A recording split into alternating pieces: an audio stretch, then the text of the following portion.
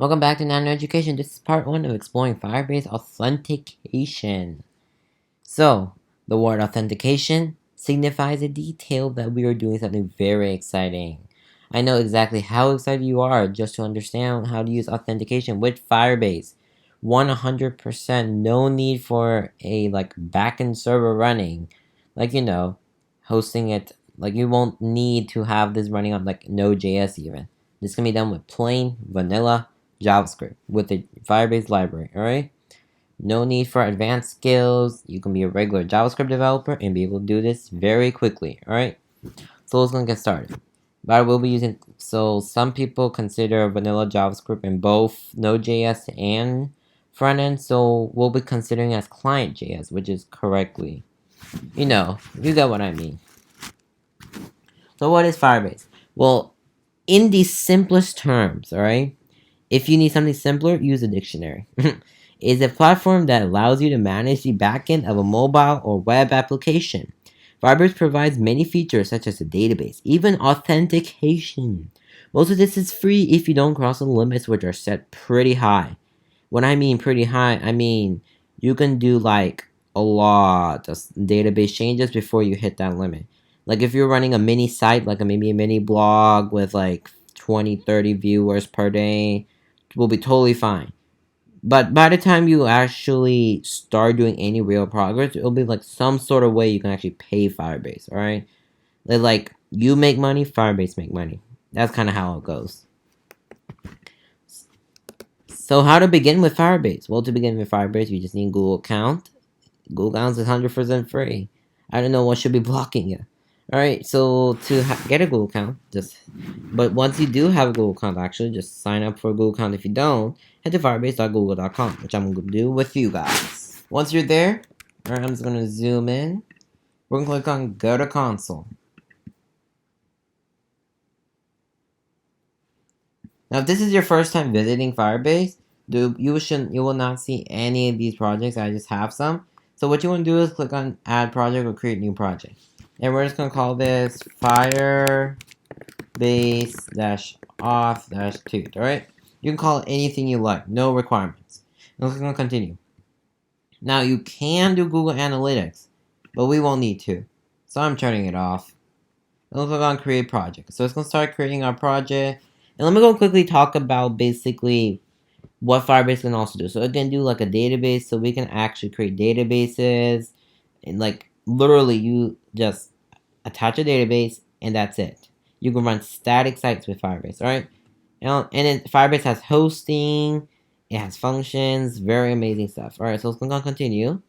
Now let's gonna add our app to our web browser basically. So let's click on web.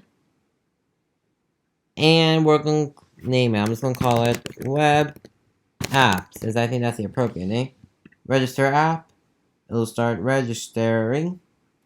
And once it does, so you just want to keep this in mind. If you do lose it, there's a way to get it back through the settings of your app, but that's okay. Alright, so it's going to proceed back to the presentation. So we're going to be beginning with sandbox number 1. So in this sandbox, I have some goals that I want to set. So I want to be able to log in with GitHub, Google, actually not Microsoft. Never mind, we're not doing Microsoft, alright? We're just going to do Google and GitHub. Microsoft has a very similar process, alright? I'm not going to show that to you guys. You guys can do it on your own. It's very similar to GitHub, alright? So you can actually just do it on your own. It's very simple. And access the user information displayed to the screen. Very, very simple stuff. So how do we set up our sandbox? We'll create a directory and call it anything you like. Inside the directory, create the following files: index.html and app.js. Also, you can include a CSS file or material CSS like we'll be using to style. So we'll be using materialized CSS. It's a free CSS framework. Just copy the link tag off their website, paste it into your sandbox in the .html, and you're good to up and go. You're up and get good to go. I can't speak today. All right. So let's go ahead and head over to our code editor. Alright, so you want to go ahead and create a new directory and call it Firebase _ auth. Let me just zoom in for you guys. Firebase _ auth actually, I'm just going to call it production. You can call it anything you like. Alright, and so I'm just going to quickly organize my prepare and production stuff. So if you're basically what I do, so I'm explaining something what I do in the back, is that I have two directories for every project, prepare and production. All right. Inside my prepare, that's what I prepare. In production, this is what I show you guys. All right. So what I'm going to do is that I'm going to delete ls. I'm going to cd into my production folder, so I know that I am at the correct spot. ls clear. That's exactly where I am. Now, I want to go ahead and create an index.html file. So, what's going to create it? So, index.html, another app.js. Simple enough, alright? Then, so we're going to exit our presentation. We're going to just go and get materialized CSS. So, we're going to get started. And you just want to grab the CDN. We're not going to need a JavaScript file. So, do not worry about getting the JavaScript file. So we just want to do a boilerplate, and we're gonna say Firebase auth. Alright, and then I'm gonna paste my link tag in, which it does automatically. And boom, we can now just do an H1 and say test. Now what I'm gonna do is just run a live server. If you have live server installed, you can just run it on port whatever. But I'm gonna run this live server. Boom, test shows up. Alright, we're good to go. So now what we want to go ahead and do. So if you're using live server and you're seeing this 127.0.0.1, instead, so just make sure you recall your port number, which my port number is 8080, yours might be 3000, it could be 5500, right, whatsoever. You just want to go ahead and go to localhost and that port number, so 8800, or the 8080, 8080. There we go. Because Firebase recognizes local hosts, you could add 127.0.0.1, which is basically your callback to localhost, but Firebase does not recognize that. We could add it to Firebase, but that's too much work. You know how I am in too much work.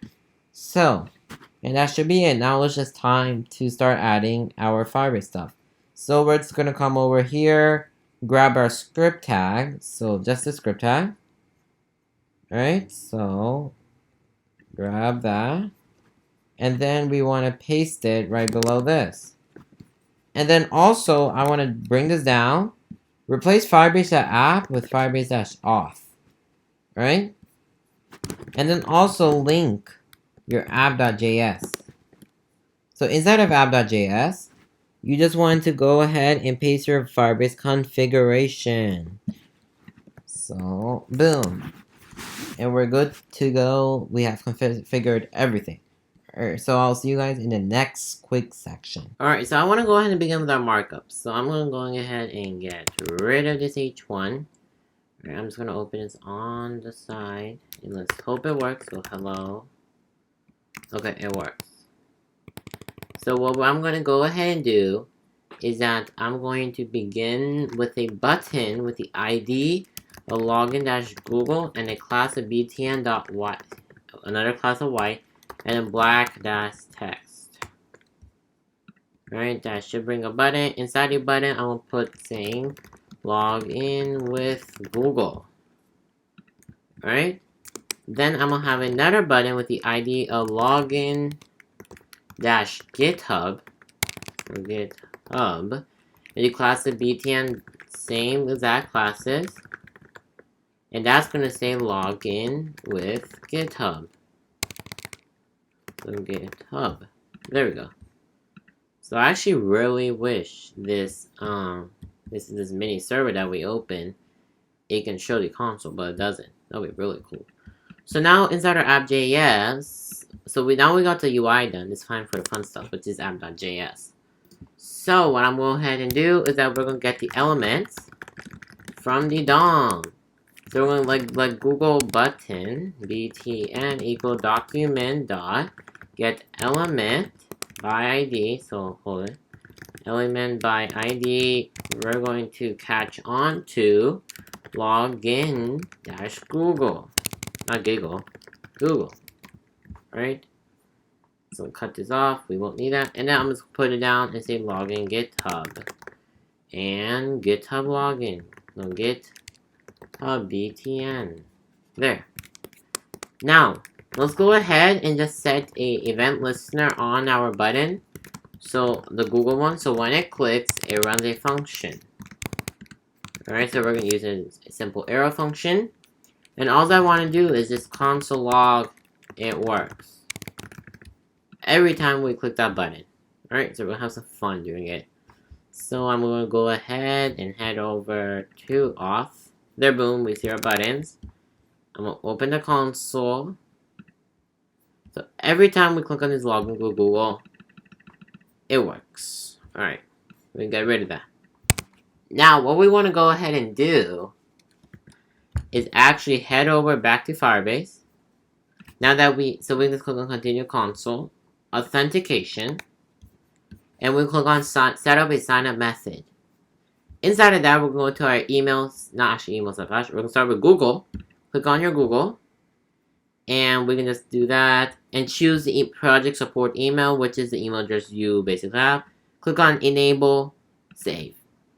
Very simple. Once it's a green, Google enabled right here, we can head over back and we can start doing our stuff. So what we want is to let provider equal firebase.auth.google auth provider. Basically, we're saying who's our provider for our login. Well, Google is going to be. Then we're going to do firebase.auth. So we're going to attach the method of .auth. We're going to say sign in with Papa. Alright? And we're going to pass in our provider. Then we're going to have a .then. Which will say we'll run a function with a result. Well, my battery's almost dying. So we're going to pass in result. Alright? And then all I want to do is that when the user logs in, we want to set the user info to result.user, and then do console.log of user.displayname, and then plus some. So we're just going to use concatenation plus user.email. These are just two of the functions we'll need. Now, when we head over back, refresh, log in with Google, we get an error sign in with Papa. It's not a function. Great, I did not know how to spell. Sign in with pop-up. Oh, the U is not capitalized. There. Now we can go log in with Google. It should. There we go. The pop-up comes up. It'll ask me which account. And we get our stuff. So we get nanoproduction2@gmail.com. That's my email address. And boom, we were able to successfully log in with Google. Alright, now one thing I want to quickly do before my battery dies, which is not really good, is just I want to insert this into the DOM. So I'm just going to open up a template literal, and we'll have a div with the class of container, right? And just close your div. And then inside of it, we're going to have a p tag, username. This is going to display user.displayname. And then we're going to close our p tag. And then I want to have a user email, which is going to have a user.email. And we're going to close our p tag. Alright? Now when I save, actually we can't save yet. We have to insert it. So we'll just do document.body.inner HTML is equal to user info. Alright, and I refresh, log in with Google, quickly log in, hurry it up, speed up, whatever. Boom, we got our stuff. Alright, so I will be right back after my laptop gets a quick charge. Now, in order to do the GitHub login, alright, which is something that will be targeting developers, so if your blog was related to developers or site was related, GitHub will be the most popular one being used there. So in order to target GitHub, well, we have to first enable it, but before we do that, we have to do two things at the same time. So first, we have to visit github.com. Alright, let me just zoom in. And you want to go ahead and head over to your profile and settings. Click on developer settings, OAuth apps, and click on new OAuth app. Here, let's go ahead and name it Auth Sandbox. Give it a URL. You can just do you can go and put our site, nanoproduction.netlify.com. Nothing really matters about it. Application description. This is very important. Description. You can just put anything, but it's not required, so I'll just say app. And a callback. So this is actually found by Google. So Google gives us that. So if we come over here, click on GitHub, we'll just click on enable. We copy this, or just click on it, paste it here. That's all we need. And click on register application. Alright? Now it will give us a client ID and a client secret. Do not use mine. Use everything that is yours. Copy your client ID, paste it here in Firebase.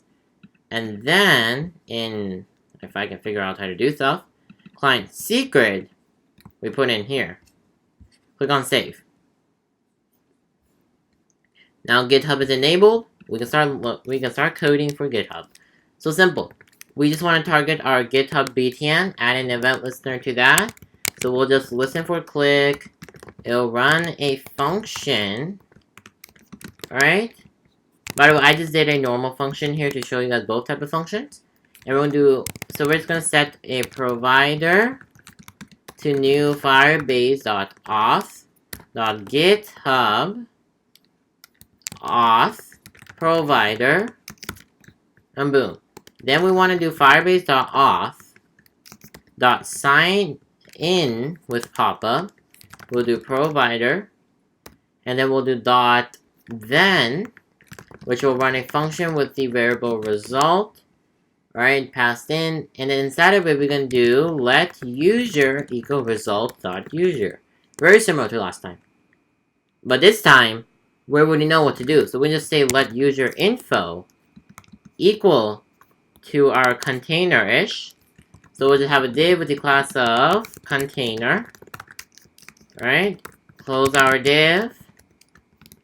Then inside our div, we're going to have a p tag, so /p, which will say user email, since GitHub only provides us with the email. Depending on your account, you may have a name. Then we'll do user.email. Alright, but in terms of my account, I only have an email. So we're going to do document.body.inner.html, and we'll say user info. Alright, that should be pretty good. But one thing I want to quickly do is do the catch. So here we did not do the catch either. Alright? So for the so you may be like, well, what is catch? Am I catching someone? No, you're not. First, you're catching the errors. Alright, that's gonna arise. So what you'll do is right after this parentheses, you'll put a catch.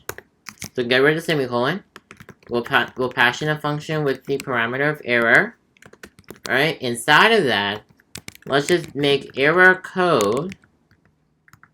Error code is equal to error.code.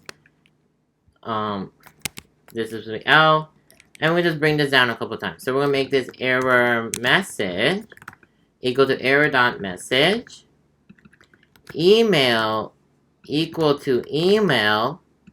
And then credential equal to error.credential. So basically, I think this is a little self-explanatory. Basically, this is just going to catch a user, which it is and all. And then inside of here, we want a template literal, because we're going to have a lot of stuff. So we're going to say error code. We're going to do error code. Message is going to be our error message. Our email is going to be obviously our email. And then our credential is going to be our credential. No, we don't put that there. Close it up, and boom. Now we can just copy this exact same catch that we created. Alright?